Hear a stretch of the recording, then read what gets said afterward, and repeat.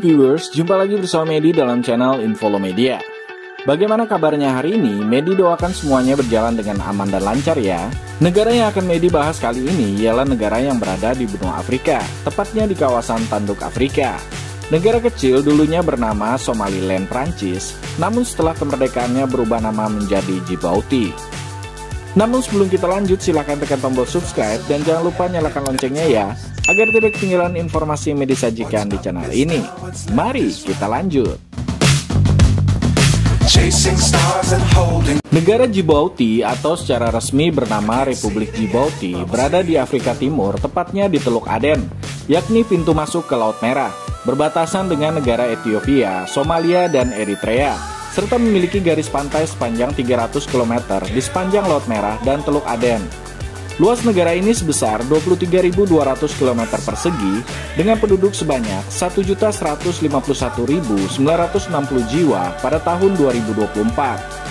Djibouti memiliki iklim gurun subtropis, cuacanya panas dan juga gersang. Sedangkan secara geografis, bentangan alam negara ini memiliki rentang ketinggian yang bervariasi, bahkan ada yang melebihi 2.000 meter di atas permukaan laut.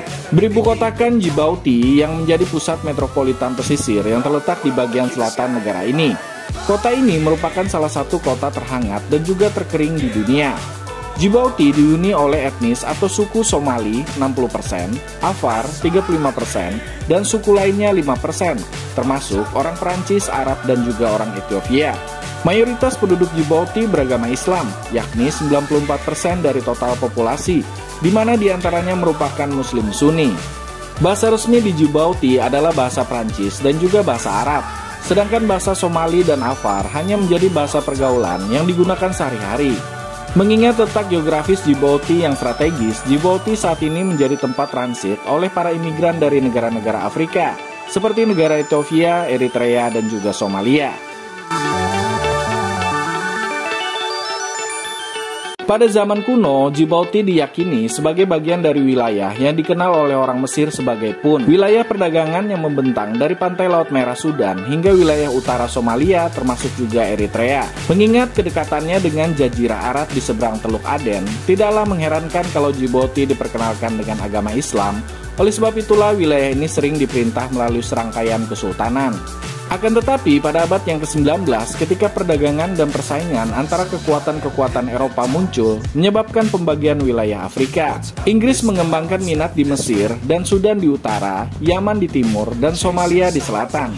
Sedangkan Prancis membangun kehadiran mereka di wilayah yang kemudian menjadi Djibouti.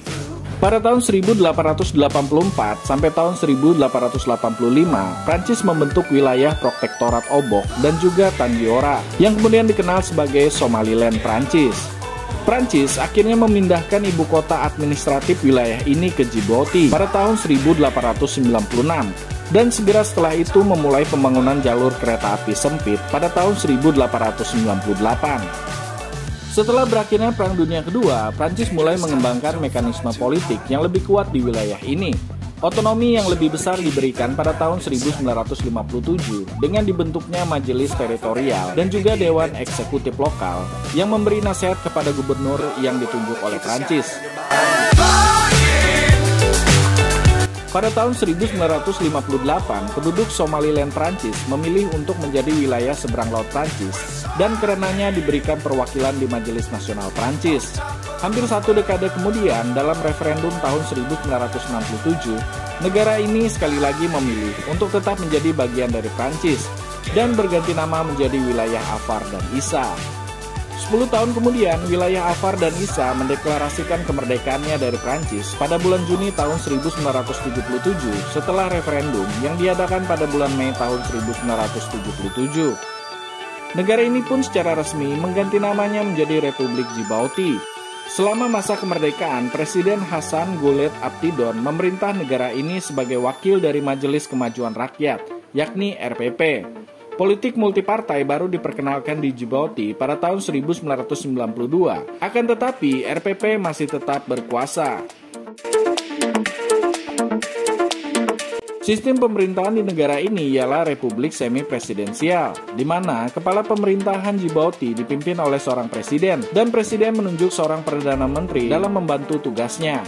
Sistem parlemen Djibouti mengadopsi sistem unikameral yang dijalankan oleh The National Assembly of Djibouti yang terdiri dari 65 anggota parlemen yang terpilih dengan masa jabatan selama 5 tahun. Walaupun Djibouti mengadopsi sistem unikameral, Undang-Undang Djibouti juga memperbolehkan dalam membentuk senat di parlemen. Nama Djibouti sendiri berasal dari suku bangsa Afar yang ada di Djibouti yang menyebut wilayahnya sebagai Gabot. Oleh sebab itu, para pelaut Arab menyebutnya Gaboti dan beralih menjadi Djibouti ketika menjadi wilayah kolonial Prancis. Warna bendera negara Republik Djibouti tidak mengikuti warna ciri khas bendera Pan-Afrika, melainkan memiliki warna lambang suku bangsa yang ada di Djibouti. Warna biru muda melambangkan langit dan juga laut serta suku bangsa Isa Somali. Warna hijau muda melambangkan bumi dan bangsa Afar. Warna putih melambangkan kedamaian, dan bintang segi 5 berwarna merah melambangkan perjuangan kemerdekaan dan juga persatuan rakyat Djibouti. Walaupun negara Djibouti termasuk negara yang kecil, namun seperti halnya negara-negara Afrika lainnya, negara ini juga mempunyai banyak destinasi wisata yang menarik untuk dijelajahi. Seperti contohnya, yang pertama ialah Danau Asal. Danau Asal menjadi salah satu keajaiban alam di Afrika yang populer di kalangan para wisatawan asing. Danau ini mempunyai kandungan garam yang tinggi, sehingga berenang di air danau membuat tubuh tetap terapung. Danau ini merupakan danau vulkanik, sehingga penguapan garam meninggalkan lapisan putih bersalju di atas air. Yang tak kalah menakjubkannya, danau ini berada di antara perbukitan dan berbentuk oval. Tempat yang kedua ialah ibu kota Djibouti. Sudah pasti ketika kita mengunjungi negara ini, kita akan mengeksplorasi ibu kotanya yang tentu saja menyimpan cerita sejarah yang menarik. Djibouti City menjadi tempat utama untuk melakukan kegiatan seperti hiking. Para wisatawan bisa juga menelusuri keindahan kota dengan berjalan kaki dan melihat-lihat gedung-gedung dengan arsitektur yang menarik dan juga unik. Di kota ini terdapat banyak sekali restoran yang menyediakan menu lokal dan juga luar negeri yang tentunya akan memanjakan lidah kita. Terdapat juga bar untuk bersantai yang menampilkan campuran dari bermacam budaya. Tempat yang ketiga ialah Pulau Mocha.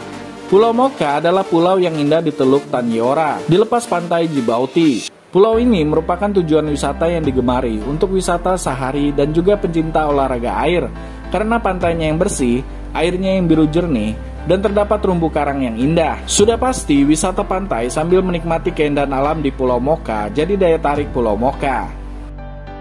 Tempat yang keempat ialah Taman Nasional Day Forest. Taman Nasional Day Forest yang terletak di Djibouti merupakan kawasan konservasi unik yang terkenal akan keanekaragaman hayati yang kaya dan juga pemandangan alam yang menakjubkan, menjadikannya destinasi wisata populer bagi penggemar alam terbuka dan juga pencinta alam. Taman ini memiliki hutan lebat, bukit-bukit bergelombang, dan juga air terjun yang indah. Karena menyajikan pemandangan yang menakjubkan sehingga memberikan kesempatan untuk bersuah foto.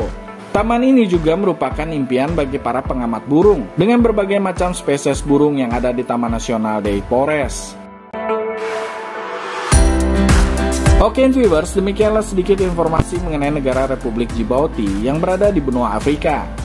Semoga informasi yang disajikan tadi bisa menambah wawasan kita semua untuk mengenal wilayah atau kawasan sebuah negara di dunia.